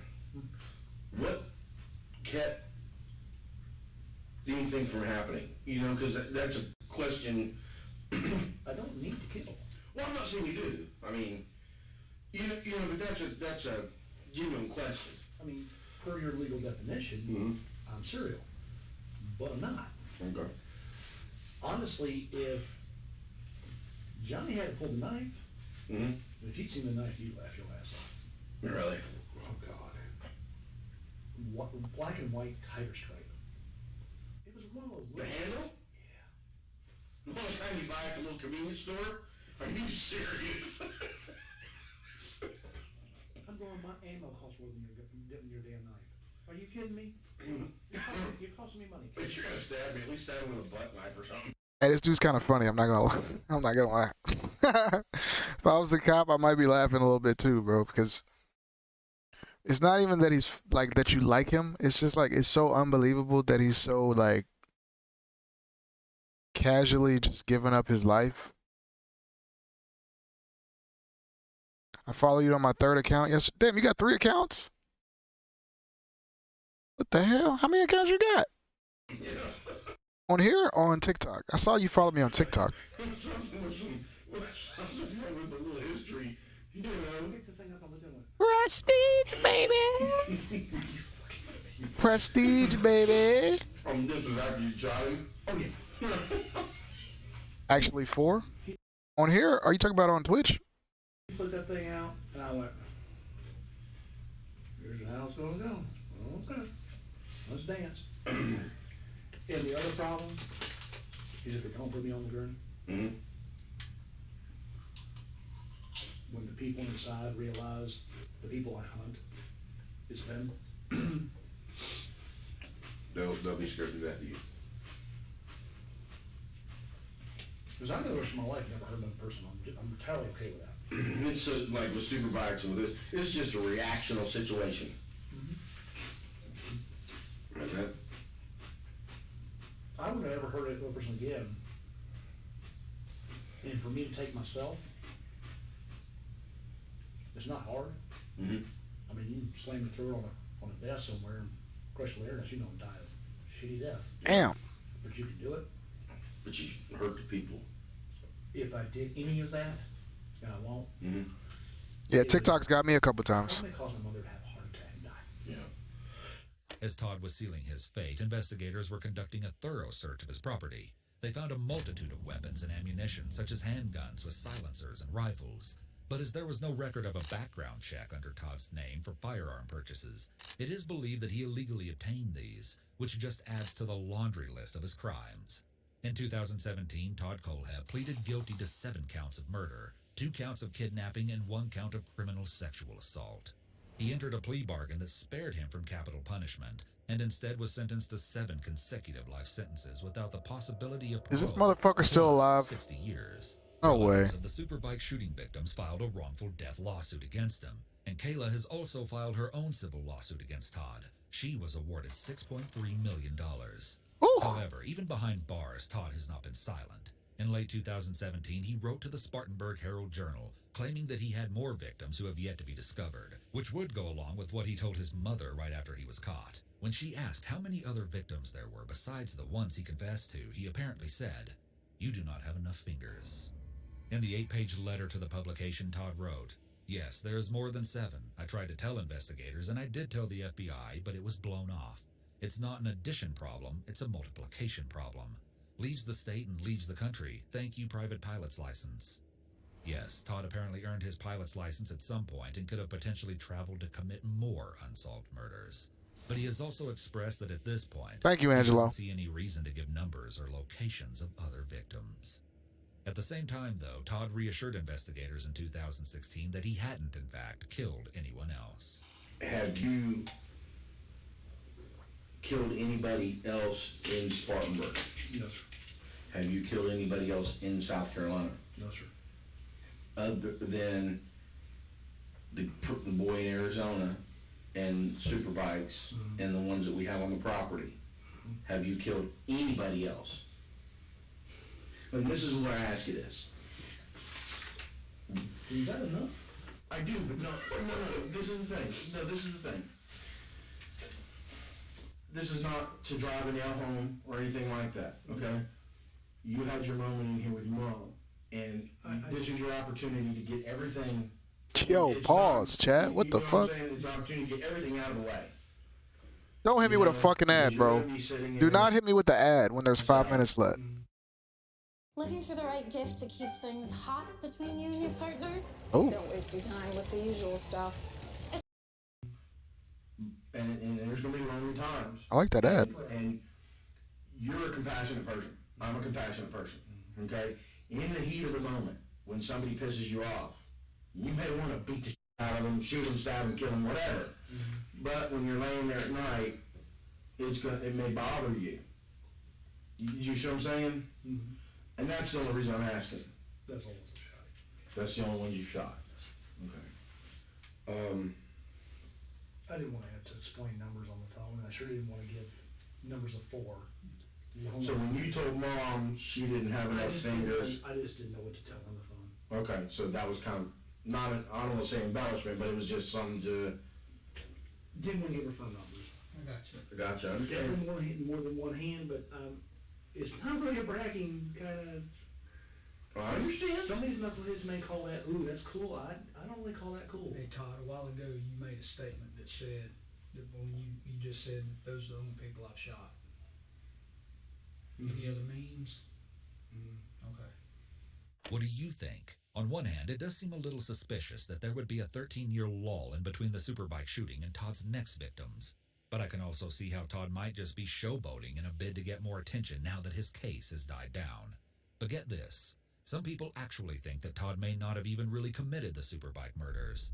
All right, strap in, because now I'm going to take you through some of the more controversial internet theories. And Oh, he's just clout chasing. It does seem like he has the type of personality that just wants to fucking... He only sent for Tyler. Who the fuck is that? He's clout chasing, y'all. Conspiracies that have arisen around this case. Just a disclaimer, I'm not endorsing these theories in any way, but I think it's really fascinating to see the information people have dug up and the wildly different conclusions they've come to. So, about the Superbike murders, a woman named Pat Brown, who is a profiler claiming to have worked on this case in the past, has written about her doubts. She says a serial killer that is also a mass murderer is not what you would normally expect, because serial killers like to have complete control over their victims. She also feels that there is no actual evidence beyond a potentially false confession that Todd was the perpetrator in this case. And she even asserted that the sheriff was up for re-election around the time Todd confessed, and this may have been a convenient way to solve that cold case in the nick of time. However, a counterpoint to this idea is that Todd mentioned a detail in his confession that apparently was never released to the public before. Taz? Yeah, I do know Taz. I agree with Duty, though. JR is the GOAT. When he said that he shot each of the victims in the forehead, so investigators feel pretty confident that he was the one behind the crime. But still, Pat refutes this claim and actually says that none of the victims were shot in the forehead. There's, honestly, so much to go into here, but to me, it seems like Todd's motive and explanation of this crime were clear, so I'll let you decide what you think really happened. And then another conspiracy theory people have posited centers around Kayla herself.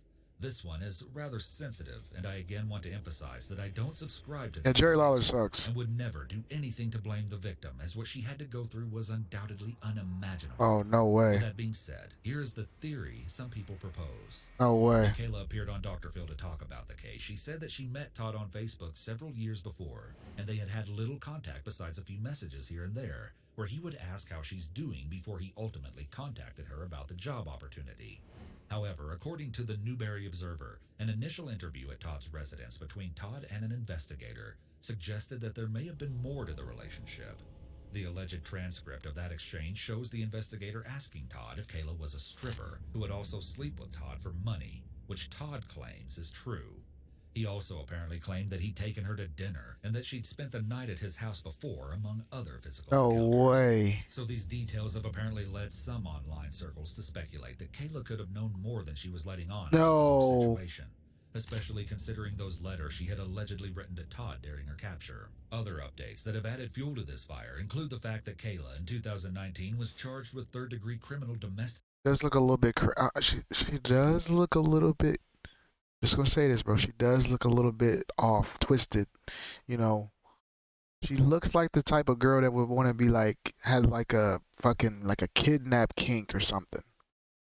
Just saying. It's just a theory, y'all. Fuck this dude, but I'm just saying. Like, look at that. Look at that. Look at that. If you think of a girl that has like weird kinks, this would not be far off from the mental image. Fuel to this fire include the fact that Kayla in 2019 was charged with third-degree criminal domestic violence after a fight between her and her boyfriend. Kayla claimed that during an argument, the man bucked his chest into her, then she struck him in the face with a closed fist, and then he allegedly slammed her to the ground and put her in a headlock. The charge was her first criminal charge in South Wait, is that Carolina. her? Hold on. Violence after a fight between Kayla and written to Todd during her capture. Other updates that have added fuel to this fire include the fact that Kayla in 2019 was charged with third-degree criminal domestic violence after a fight between her and her boyfriend. Kayla claimed that during Damn, she look good now. She looked better than she did with the red hair. an argument, the man bucked his chest. Not good, not good. Chill out. Not good. But better. Better. Into her. Then she struck him in the face with a closed fist, and then he allegedly slammed her to the ground and put her in a headlock. The charge was her first criminal charge in South Carolina and was eventually dismissed. However, people still drew attention to another tragedy that occurred in her life about 5 months before this incident. At that time, her then fiancé shockingly died of a self-inflicted stab wound to the chest. All of these factors have caused some internet El communities Taste, to turn a come on, bro. Hello Kitty murder. Angelo, you told me about that one before when I watched the Junko, I think. suspicious eye on Kayla. Or somebody At the did. same time, I didn't think it was that good. I most recognize that Jeffrey Dahmer, I'll she's watch him. still I'll watch trying him to heal from the probably traumatic tomorrow. experience she endured at that. Send videos on Discord. Exclamation point Discord. Discord link in the motherfucking bio. Videos to react to. Send anything. Send all your shit. Yeah, it wasn't. I think it was Monroe's. Yeah. Send all your shit in the Discord right here. Send me any videos. I'll watch them. Hands of Todd Kohlhepp. I think everyone can agree that even if we don't have the full picture of Kayla's life, she was still a victim who did not deserve any of the horrible things that happened to her during that kidnapping. And I hope she is doing well today. Like, bro, that does not look like the court picture, bro. She look... Like, does she not look way better right here? Hold on, hold on, hold on. Like, this picture... Compare it with... Compare it with this? Come on, bro. She glowed up. The charge was she endured at the end of Kayla's life. She was still a victim who did not deserve any of the horrible things that happened to her True. during that kidnapping. And I hope she is doing well today. Tell or him, at least Angelo. getting the help she needs to work back towards a normal life. Further updates following Todd's arrest have failed to show any growth nor regret on his part. In a hearing, family members of the Superbike victims got to make statements directly to Todd, and after one mother spoke about how Todd was frustrated that he couldn't ride a bike properly, and said her son would have been happy to show him how, Todd actually spoke up to say, "With all due respect, ma'am, I'm sorry, but your information is incorrect." The judge reminded him he was only allowed to speak if he had a question for the mother. Todd apparently remarked, "I want to let her know why it happened." Geez, I bet you could have heard a pin drop in that room. Damn. Todd is certainly one of the most psychologically intriguing killers I've ever heard of. According to a forensic psychologist who was interviewed about 130 serial killers, Todd wanted to believe he was a good guy. He apparently doesn't want to be associated with the worst serial killers and has said, "I'm not a bad person, but I do bad things sometimes." It seems he justifies his murders in his head by classifying people into categories of good or bad. But obviously, it's a childish mindset to have when you think you can judge people's character and decide their life or death based on how it suits you. Yep. Perhaps his twisted personal philosophy and complete lack of remorse was best summed up when he told detectives, I've never done anything to anybody who didn't have it coming. Todd Kohlhepp's story is especially disturbing, I think, because in the eyes of most people who knew him, he was just a normal dude. Outgoing and charismatic even, and at the very least, successful. He's a guy you probably wouldn't give a second look if you passed him on the street, and you'd probably walk away from a conversation with him thinking he's a chatty, decent guy. And maybe that's the most scary part of all, is wondering how many monsters like Todd are hidden in plain sight.